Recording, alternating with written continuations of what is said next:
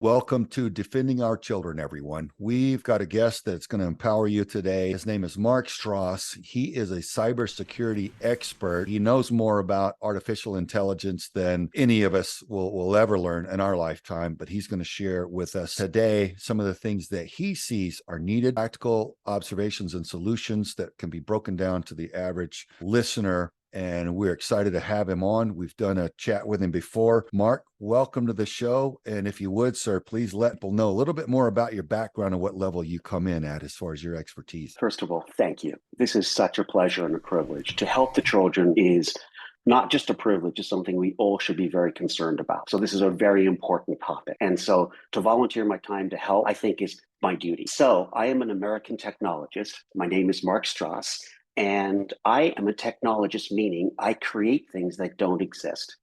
And I have been a CTO at ANC, and in sports and in public places, I have done over 200 very public deployments. Many viewers who have seen my work in sports or have seen the work that I've done in Penn Station or the World Trade Center or the Ho DC subway. And we have some amazing projects I'm working on right now that I can't discuss that are even more amazing. But what is important is that I had to learn cybersecurity, not because of my day job, which was to actually put pictures and content and stats and statistics up on video boards. But what actually occurred was during my tenure in the last 23 years at working at ANC, my job went from putting up pretty pictures to protecting the video boards to make sure terrorists don't take over the video boards and that we don't have embarrassment in public places. So that's when I got into security. And it's this journey of trying to protect my deployments that I became very concerned about us. And I hope you guys appreciate and mean that. We, people, now are in jeopardy. So before we get to the kids, I want to talk to everyone that I'm speaking to today. So as an American technologist, I decided to do something during the pandemic. I am now 104 shows in on a radio show called Tech Bite, The Edge in Everyday Technology. And I'm on with Bulldog, the Rude Awakening show out of Ocean City, so oceancity98.com. Every Wednesday at 9 a.m., I do this technology show. Out of that 104 shows and out of the research from those shows is why today I can truly say I've become an expert in areas and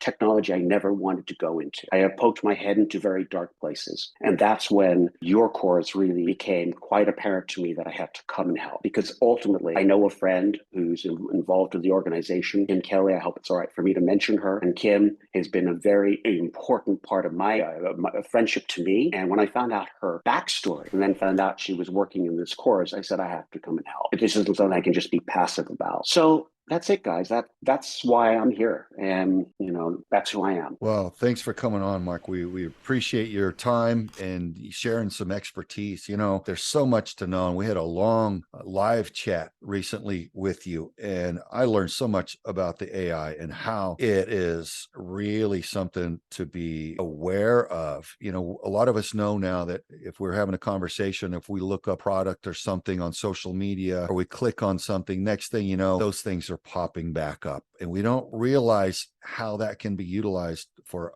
other things in addition to just shopping. So yeah, we humans, we are targeted by AI for these different merchants because they want us to buy their products and services. But man, what an eye-opener. Mark, what is it about maybe let's start there with the artificial intelligence that's out there that people don't really realize it's tracking so much of our activity and getting really smart. Should be concerning. It's not that the AI itself is hostile, it's just if it's used in a way to empower predators on children, or if it's used against our best interests for people making boatloads of money, it'd be important for us to understand the nature of how it's used and maybe some of the things that we can do to kind of safeguard ourselves in this new and evolving world. Thank you. And I think that was a wonderful primer. So let's just make it really succinct. In order to make money, social media outlets have to create something called a funnel. A funnel is a place in which they put you and you keep watching content that you like because you curate the content that you like, because you tell the app what you like by telling it what you don't like. Now, you do that in many different ways. You do that by stopping a video immediately upon starting it, meaning you don't like it. You do that by flicking away something. You do that by your actions. What people don't understand is that the apps are monitoring every behavior that you do on that app. So what occurs is the app wants to be very friendly to you and it wants you to actually keep using the app. So what is the app designed to do? To feed you content that you want to see. Ultimately and eventually, you are in a funnel, which means you're only seeing news that you want to see. You're only seeing information that you like. So therefore, you're no longer receiving news and you're no longer receiving untainted information because you've built into the algorithm your own bias. So to make that more simple, if people don't understand what I meant, is you are programming the machine to actually give you information that you like and to give you no information you don't like. How healthy could that be for our society? Yeah, it's like a bubble, Mark. I was talking to some of the top guys in a major social media platform, probably the biggest one, 4 years ago.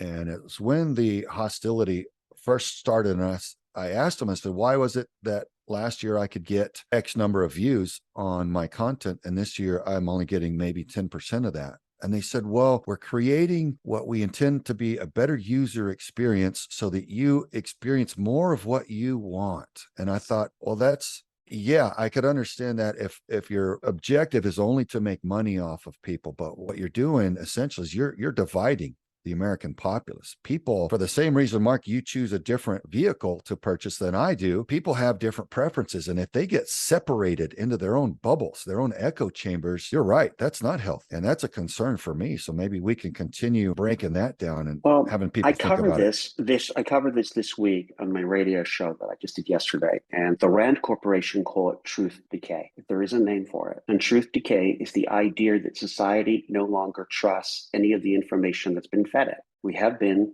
through in our history in different periods, like in the 70s during the Vietnam War and other periods where we've had our societies split. If you remember Jane Fonda and her protest of the Vietnam War really had people completely split as if she was a traitor or not. Similar to the situations we have today. We just forget Watergate with Nixon, same situation where the country became very divided.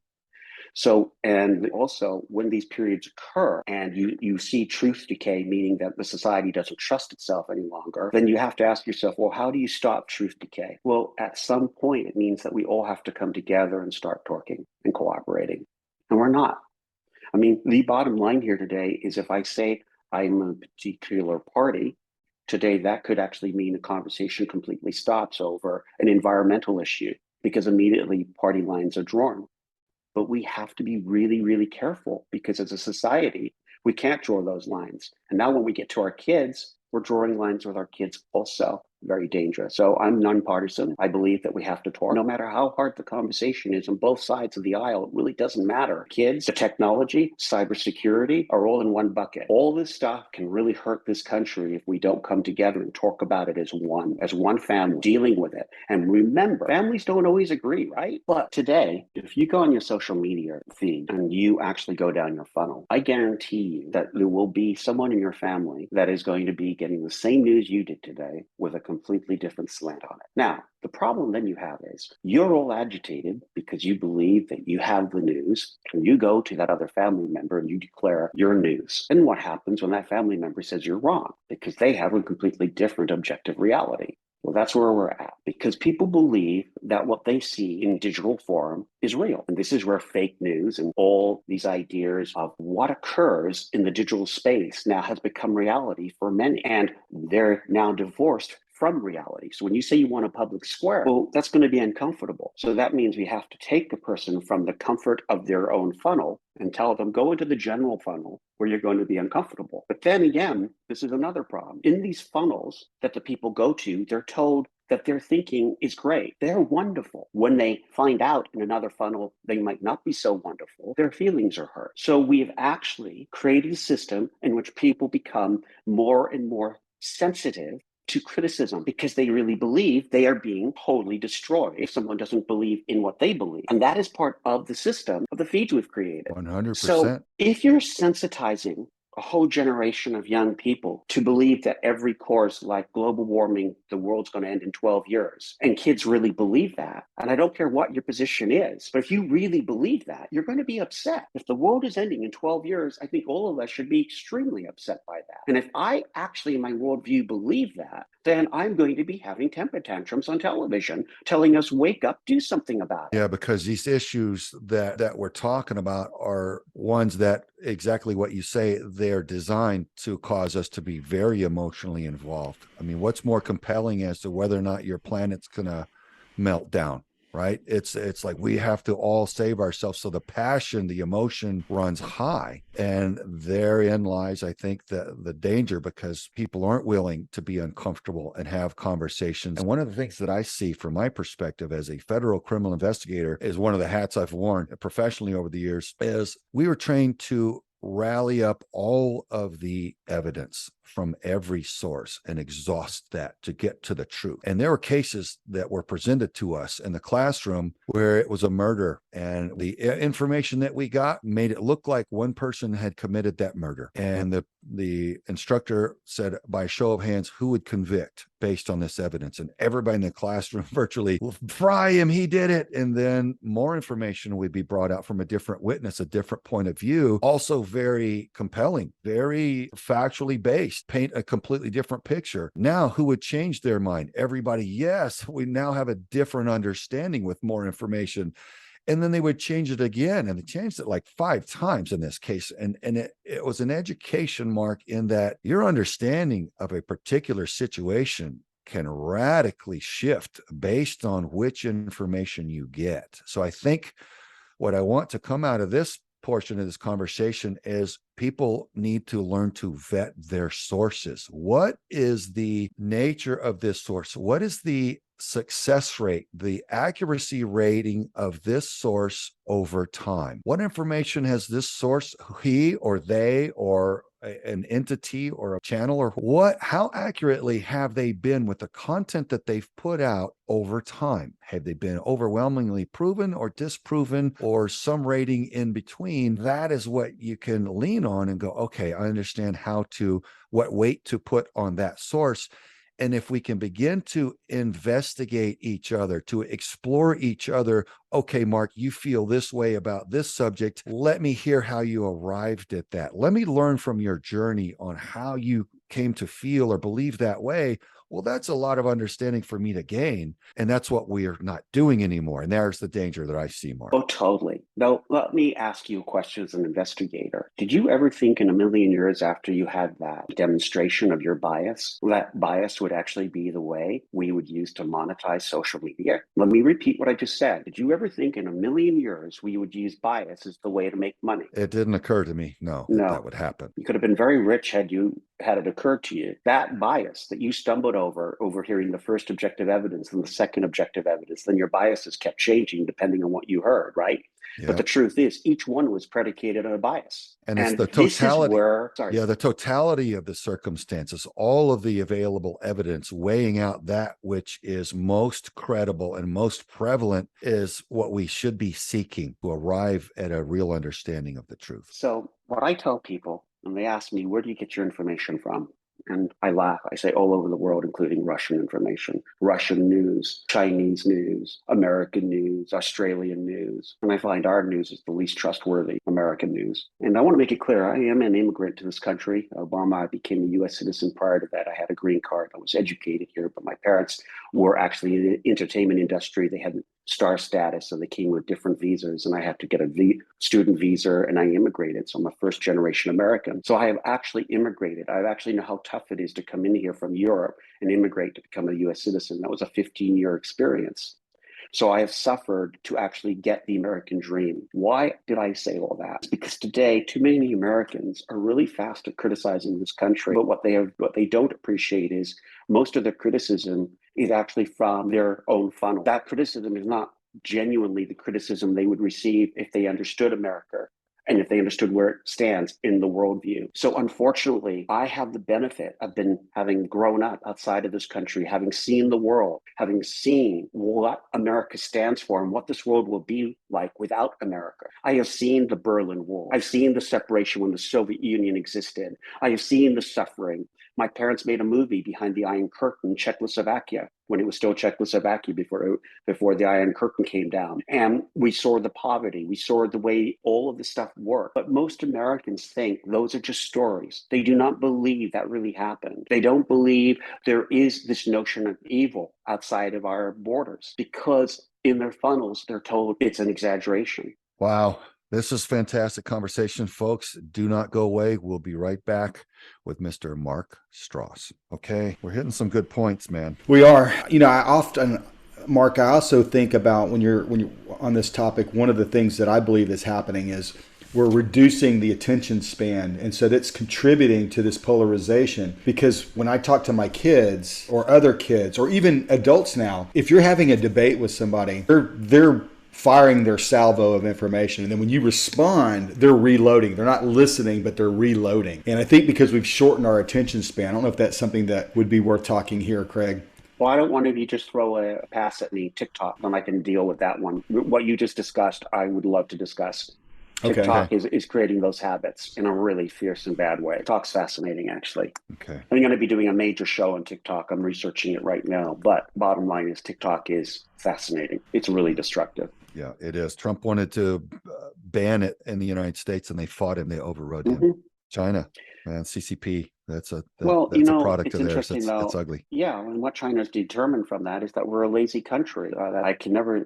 Xi Jinping? Xi Jinping says we're a lazy country, and Jamie Dimon, is it Jamie Dimon? Jamie Dimon? I forgive me. Of one of the big banks. He just made that. Jamie gone brain dead. Jamie Dimon, right? Yeah. No, of course, it's from the banking world. So we were. Yes, it's Jamie Dimon. Dimon. Yeah, that's right. Jamie Dimon. And how we explore information and arrive at the truth, and these funnels, if you will, how we get separated into our private bubbles or funnels. And what I see out there is people running with headlines. They'll see a headline, they won't read the article, they won't listen to the video. They'll see a headline and they just run with it. That's their truth. There's a new term, their truth. And they viciously attack anybody that cross-examines them because they're emotionally invested and like we've identified earlier, kind of emotionally fragile.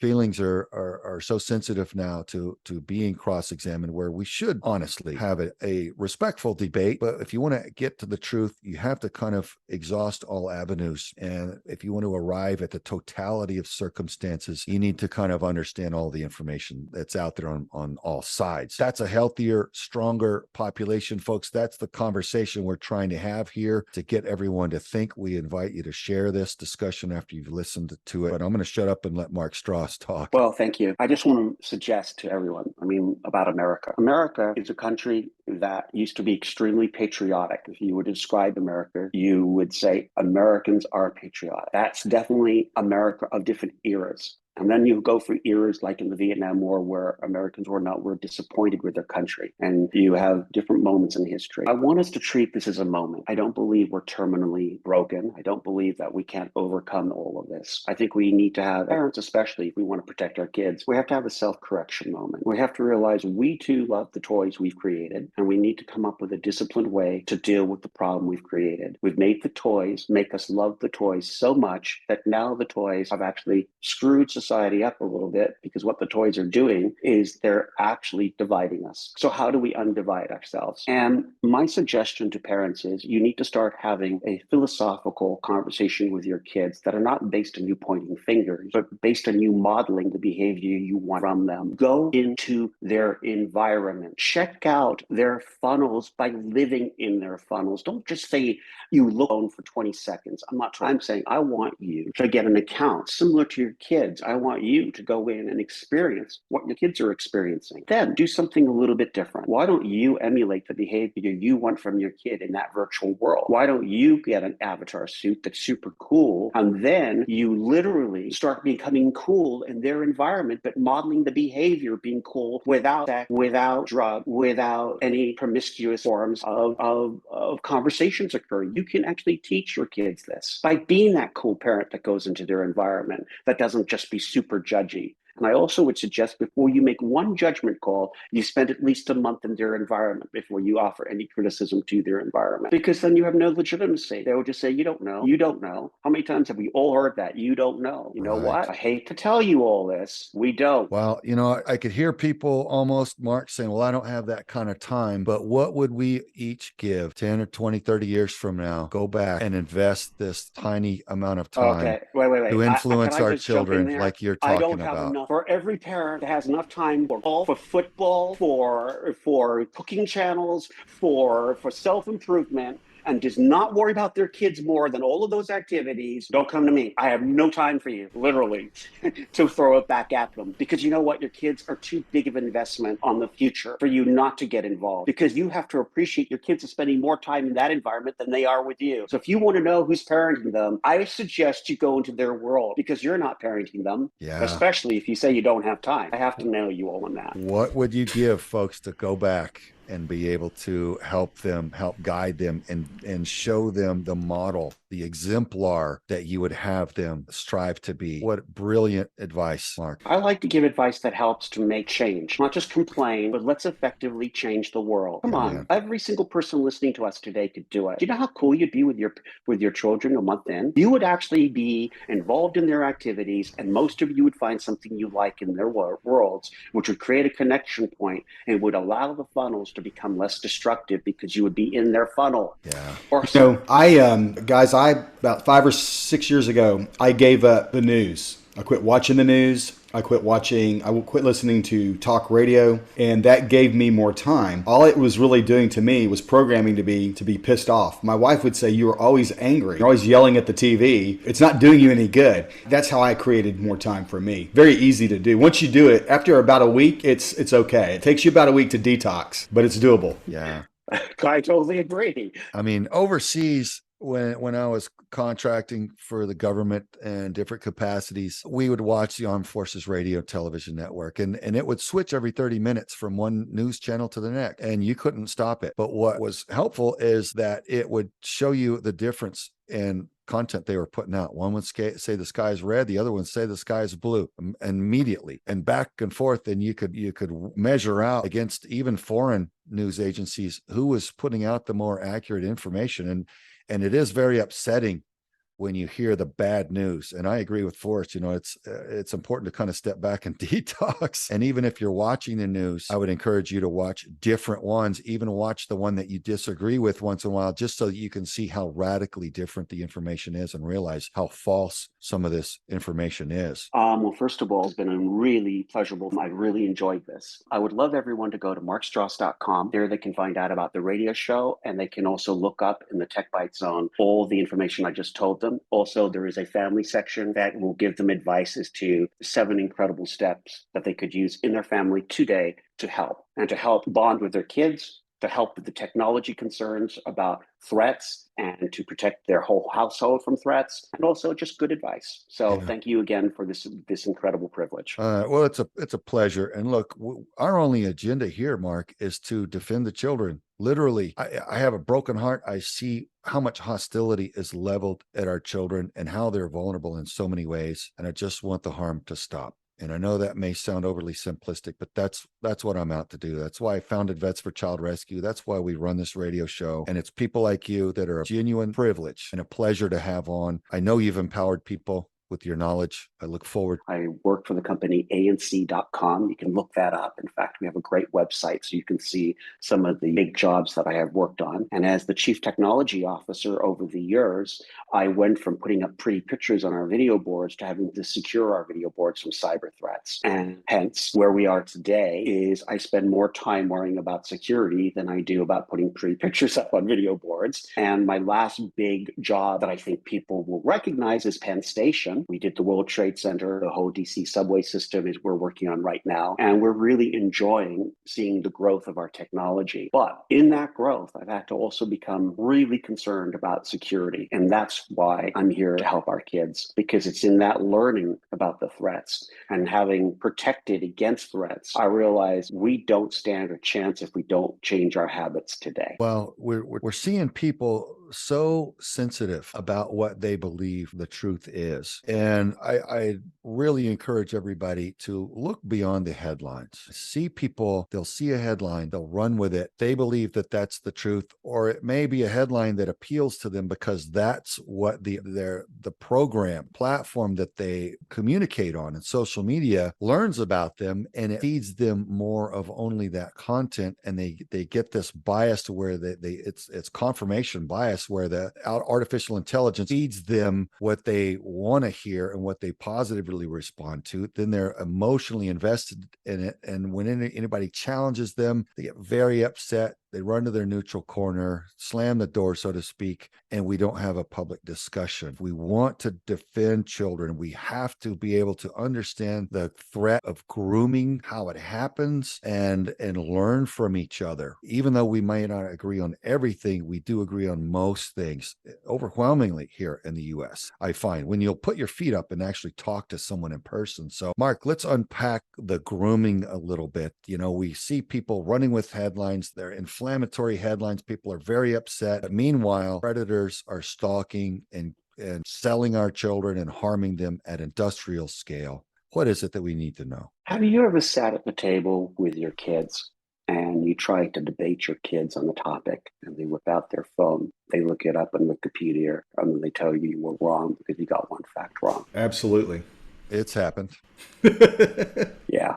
So let's start there. In our society, for the last 20 years, this is pretty recent, kids actually have more information in their hands than we do as adults. In fact, the kids with the smartphones are smarter than we are. Now, you add the idea of funnels, which we discussed in the last episode. And funnels is the idea that you curate your own experience when you're online, because every swipe, every judgment call of, am I going to watch the video, not watch the video, stop the video, rewind the video, see it again? The algorithm watches you. That means the program that you are using is watching every step you make. And when they watch your step, then they realize what you like. And when they realize what you like, they realize they make money by giving you what you want. So then you get to see more of what you like. The company that's offering you what you like is making a lot of money. And the problem is you are no longer truly a part of reality. You're now in a funnel that's your reality. I don't know how to say that better, but you become literally your own reality, a sphere of your own news, a sphere of your own likes. Now, you take that sphere out, now you go into the world, but you're now identified with that sphere. And groomers, that's people that are predators on the internet, will know in which areas of the internet they want to hang out to see if other people are in those same areas. And this is where grooming occurs on the internet. It occurs in such innocent places as people just realizing your kid might like cars, and your kid is into actually souping up a car or turbocharging a car. So he's looking at turbochargers. And the predator will know and see that he will be monitoring superchargers, so they're real, because they know a certain proportion that will be kids. And the kid will come in, the predator will start chatting with them, and the kid and the predator will actually be working with the same delighted want that kid likes. So the kid will be so delighted to have a friend that is actually working with them on something that they like. That's the first stage of grooming. And this is so important. It happens so innocently. Now, if you've ever realized, you never know the age of who you're speaking to online. And it can also, and we know this from 90 Day Fiancé for the parents, that a lot of cheating occurs and a lot of misinformation occurs, right, in social media. And what about the filters where you don't even know someone's age and you can be thinner with just a button press, or you can actually have all of your features completely, well, you can basically be de-aged instantly. And then you send those photographs out as reality. And then the person on the other side receives that reality and goes, that's the reality. Wow, that person's beautiful. You meet the person in reality, they're 20 years older. It happens a lot in 90 Day Fiancé. And we say, well, I can protect my kids. No, you can't. Not unless you go into their particular worlds will you know how safe or unsafe your kids are. And this is one thing I want to point out to you. Every social media outfit claims that no predator can get to your kids because they have filters that will filter out age-restricted areas so that only kids will be in age-restricted areas, for kids. We know that's absolutely false. People break the rules every day because they actually claim they're a kid. They make false accounts up and they're hovering in those areas. And it's as easy as creating false accounts. Now, some accounts are found, and it is true, social media does do an attempt to try to cut some of this out. But for them to say they don't have a problem is the same as Twitter saying it didn't have a problem with bots when Elon Musk was trying to buy it. And then when Twitter was We all asked watched that to play out. prove what the percentage of bots were, they didn't want to admit it publicly because the number would have been so astronomically absurd as for people to realize that most of their tweets are robotically created. You Do hear you that, really folks? want your reality to come crashing down to realize you being actually genned up by a robot? Yeah, and it can do it because the AI learns how you communicate, and it is hard to pick up unless you know specifically how to check and what you're looking for. Mark, let's talk about the app TikTok. We had a president want to ban that app. He was overridden, and that app is still here. Now, I understand that Chinese Communist Party own or at least have access to run app TikTok. Let's just unpack what you know about it and some of the dynamics with it and help people understand kind of some of the concerns that they should have about what's out there. So first of all, I want to make it very clear that when Trump suggested to ban TikTok, I was not actually 100% for the ban because I felt at the time that banning any app starts to set a precedent of censorship. So I am totally against censorship and book burning of any sort. I believe in the digital square, everything has to have its day. And if it's a good technology, you will win. If it's a bad technology, you will lose. So the reason I'm saying that is let's not get into the controversy, should TikTok be or should TikTok not be?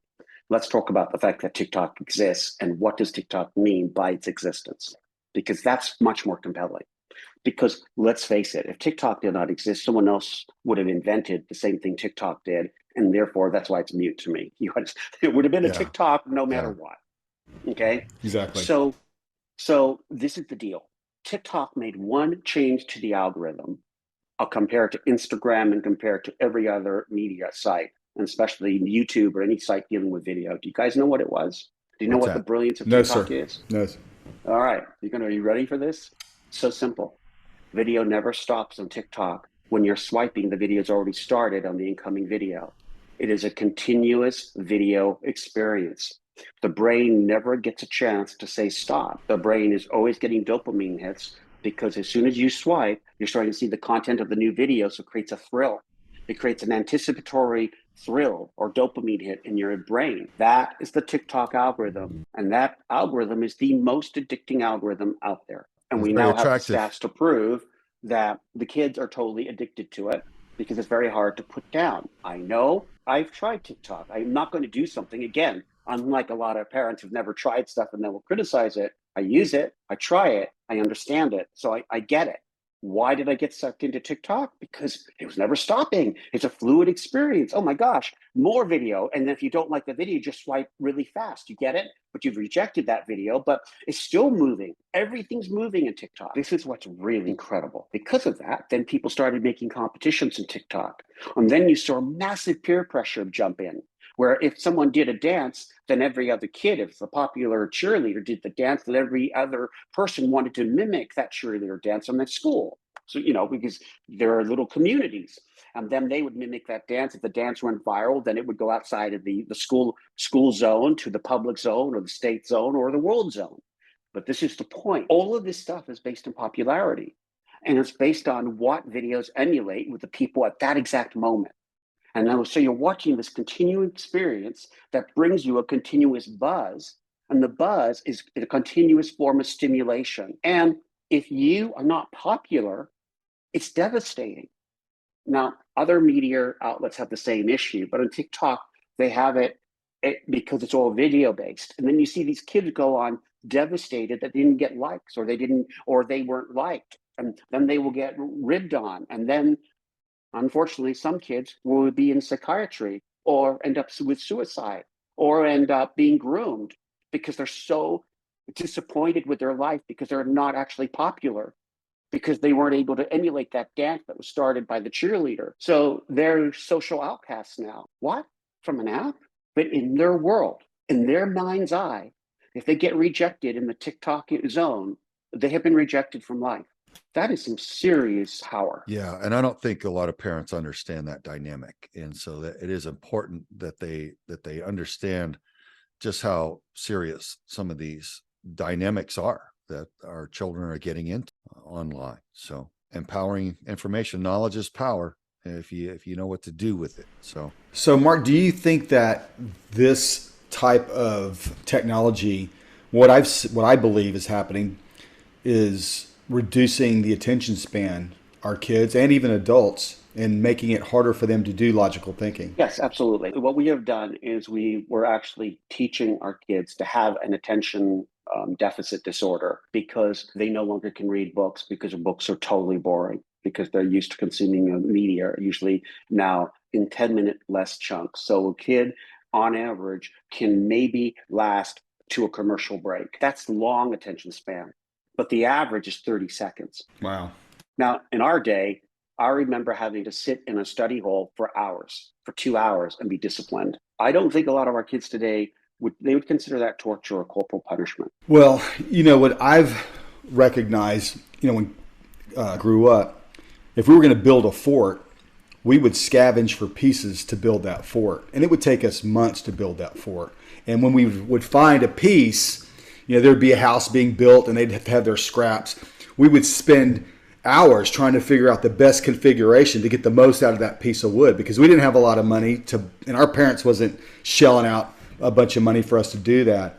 And so that patience that we had, I think what's happening with this reduction of the attention span is it's also removing patience, and also removing patience is removing forgiveness with our kids because everybody is judged on a single moment in time and they have no forgiveness. What do you think about that? Well, the moment of judgment that occurs so spontaneously today is so cruel, and that has all been generated by the smartphone. The smartphone has reduced our attention span because it gives us information so quickly. So we just expect to have information quickly. But this is the problem. It doesn't teach us what to do when the information's wrong. It doesn't teach us how to actually have a conversation with our kids or a conversation with our wife or our spouse.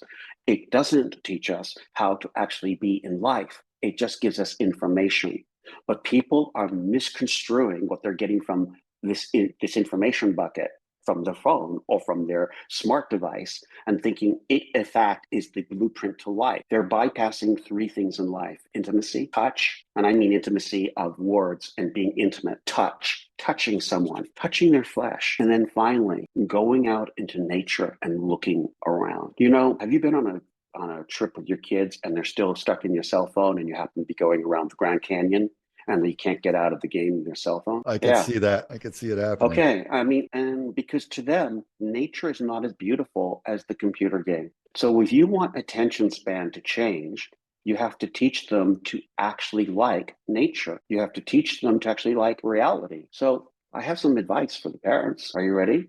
And by the way, I did this 2 weeks ago on the radio, and Bulldog called me 8 hours later and said he already gave up. He said, I am a cell phone addict. I decree that. I said to every parent, go 1 day without your cell phone. Only use it for absolutely essential phone calls. And if you can, turn off all the smart functions. Do not use your smartphone for 1 day. Just try it. Try it. Now, the next time you yell at your kids about being addicted, you will start to check yourself. Yeah, it brings it home. Work on your own addictions first before you go to your kids. Folks, you're getting a straight scoop here from Mark Stross. It strikes home. It really does. Well, to begin with, I think we all have to be adults ourselves and realize that most of us are extremely addicted to our smartphones. And when we talk about the idea of how and when do we give this technology to our children, most of us are not honest with ourselves. And this is the problem. When you're facing your child and your child saying, I want that smartphone, most parents immediately get guilty knowing how they love the device that they're now technically, they know in their heart they probably should not give the kid, but they give the kid the gift because they really know how much they like that gift. They don't really do it because they think it's good for the kid. They do it because they know it's useful for them, and they justify it with how much function it has for them. And I'll prove my point. It's the parents, actually, that fulfill the promise The kid doesn't even have to do very much to get the smartphone. All the kid has to do is say security. Even the parent would say, I need to give the kid a smartphone for their security. Well, let me tell you, in my day, I didn't have smartphones. I took trains to go to boarding school. My parents would drop me off at the train station, then I'd take a bus. And then when I finally got to the boarding school, I'd call them on a landline. They did not know where I was for 2.5 hours on my journey to school. That's the way it used to be. And guess what? I learned actually how to take care of myself when things went drastically wrong, like the train was late, the bus had gone. I had to take care of myself. I actually had to grow up learning how to actually take care of problems. But in our world, we make it so easy because we know the smartphone makes our life easy. We want to extend that easy to our kids, and it's very dangerous. First thing I would suggest, I know this is very unpopular, but I would give a smartphone to my children when they become adults, which is 18 and not before. I would give them flip phones with just basic numeric phones with text. That's it. The smartness, you can give them an iPad or something that they can use at home if they have to have the rest of it. The reason the iPad is not something they have to have on their body the whole time. It's not something that they're going to take to bed with them. Even if you say they're going to put the phone out on the counter, the point is the first thing in the morning, they're going to go to the phone to go and play with it. You want to actually have your kids grow up experiencing life without experiencing artificial intelligence, funnels, and all the stuff that we've talked about.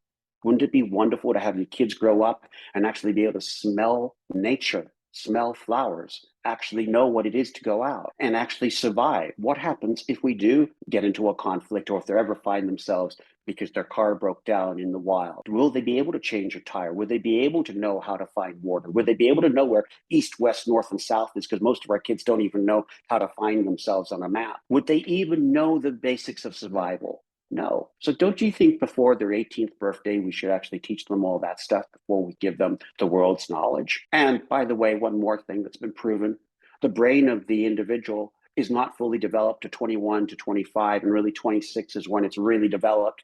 So to give a baby the world's information that has funnels in it, that's built to make them happy, is really giving a baby the world's information. And then you expecting maturity out of that? How is the baby going to mature if it's only getting what it wants to actually have? Maturity comes from hard knocks. Maturity comes from life. Life teaches you because you have to confront life. And we are trying to deprive our kids of hardship. That's what the whole smartphone thing's about at its base level.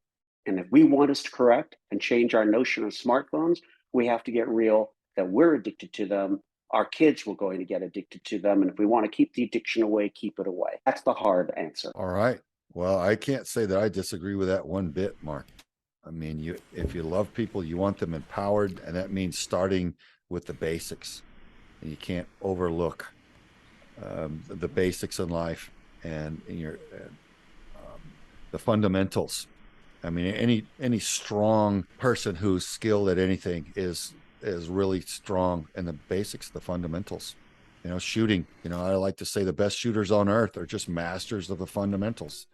They do the fundamentals properly at any speed, under any conditions, and life is the same. You need to be able to handle basic skills, basic interactions before you as a child, get online extensively and follow your nose and get into all kinds of trouble that awaits. So no, I couldn't disagree with that at all. So, and you're right, it would be a hard pill for a lot of parents to swallow, but I think they need to give that strong consideration. Yeah, and I heard you say the school of hard knocks, which is very interesting to me because growing up, we played sports. Both Craig and I were into sports. And we talk about this on occasion. We never learned anything from our victories. We only learned from our losses. And that's what I tell my kids. I've coached before, and I would tell them all the time, I don't care if you fail. I only care if you don't try, because you'll never learn anything from not trying, and you'll never learn anything from your victories, but you will learn from your failures. But another thing that you brought up earlier is really be the exemplar that you would have your children to model themselves after. That leadership, that demonstration is so important for any parent. And that's your chance to show them the way in which they should go. Because even I'm if going to they read the stray for a while, paragraph. they'll come back to it. I'm just going to read this though. Actually, this line: become the ambassador of your better self in their world. Become an ambassador of your better self in their world. I would like every parent to think about that. For you to become an ambassador, you have to learn their world, then become a better person in their world so they can see from you how you're acting in the virtual world. It's not too hard to ask. And we already debated the thing on time. You have the time. So we've already fixed that. So do it. And you're going to all have fun. I had tremendous fun getting involved with my kids' activities after I blew it with two of my kids. We give them the phones and the technology too soon. So guys, I'm not talking from me giving you information that is not personal. I personally have battled with these issues. I've had 4 kids. They are all out of the house now, but they were all different. And I have seen addiction firsthand. So as you, Craig and Forrest, I'm sure you both agree. If you were all to do it again, you do it differently, right? Absolutely. Yeah, Absolutely. ditto. And I encourage people to take your advice and follow up with it, because their children will be better off, and they will keep up the great work. And everybody, we hope you'll join us again next time on Defending Our Children.